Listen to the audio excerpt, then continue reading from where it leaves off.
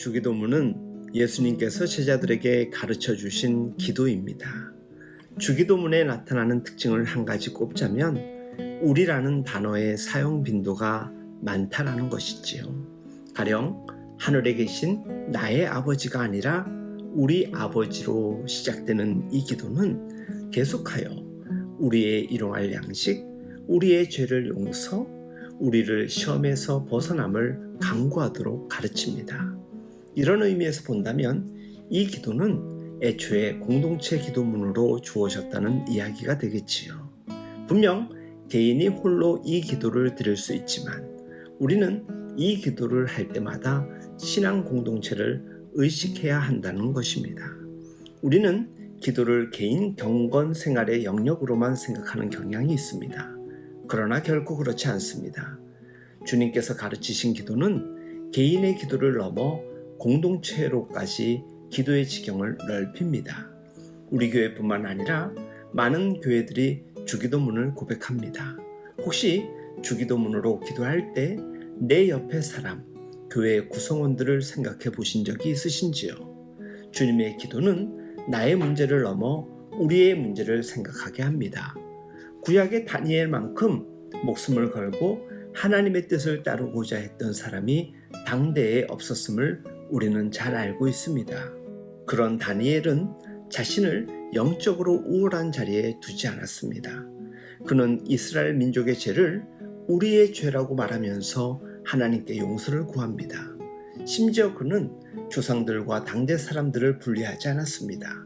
당시 사람들 사이에 유행했던 속담 중에 아버지가 신포도를 먹었으므로 그의 아들의 이가 시다라는 말이 있습니다. 아버지들, 곧 조상들 때문에 지금 나라가 이 꼴이 됐다는 핑계를 대는 것이 당시 사람들의 투정 아닌 투정이었습니다. 그러나 다니엘은 적당히 핑계대거나 면피하려는 태도를 보이지 않았습니다. 조상들이나 우리나 다 마찬가지로 하나님께 범죄했다고 자복하며 나라와 민족, 신앙 공동체를 위해 하나님의 용서와 회복을 구했습니다.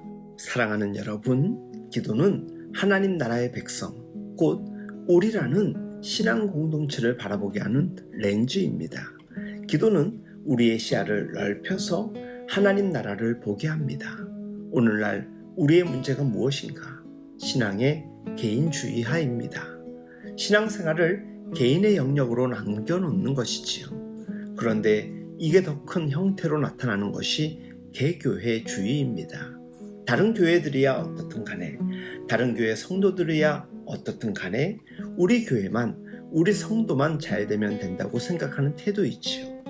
한국 교회를 비난하면서 자신의 교회는 우월하다는 듯 생각하는 태도는 결코 하나님이 원하시는 하나님의 나라, 하나님 나라의 백성의 모습이 아닙니다.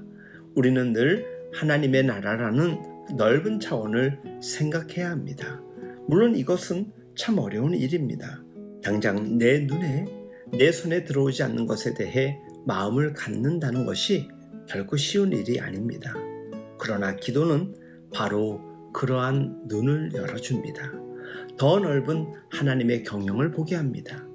우리 교회뿐만 아니라 저 멀리서 고군분투하는 조국의 교회들을 생각하는 마음을 열어줍니다. 하나님의 나라와 그리스도의 교회는 각자 도생하는 곳이 아닙니다. 개인의 능력에 모든 것을 맡기면 된다는 발상은 결코 하나님의 백성들이 가져서는 안 됩니다. 기도는 나의 문제를 넘어 우리의 문제를 보게 합니다. 나의 배고픔만 해결하는 것이 아니라 우리의 배고픔을 생각하게 합니다. 내가 강하고 깨끗하다고 즐거워하는 것이 아니라 우리의 연약함과 무능력함과 죄를 끌어안고 하나님의 긍휼을 구하도록 이끕니다.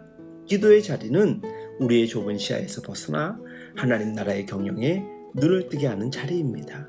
기도가 넓어지는 만큼 내 주변과 이웃에 대한 헤아림도 더 깊어질 것입니다. 주 안에서 사랑하는 여러분, 나의 기도 제목을 넘어 나라와 민족, 교회와 이웃의 기도 제목까지 끌어안고 기도할 수 있는 우리 모두 될 수 있길 예수님의 이름으로 축복하며 응원합니다.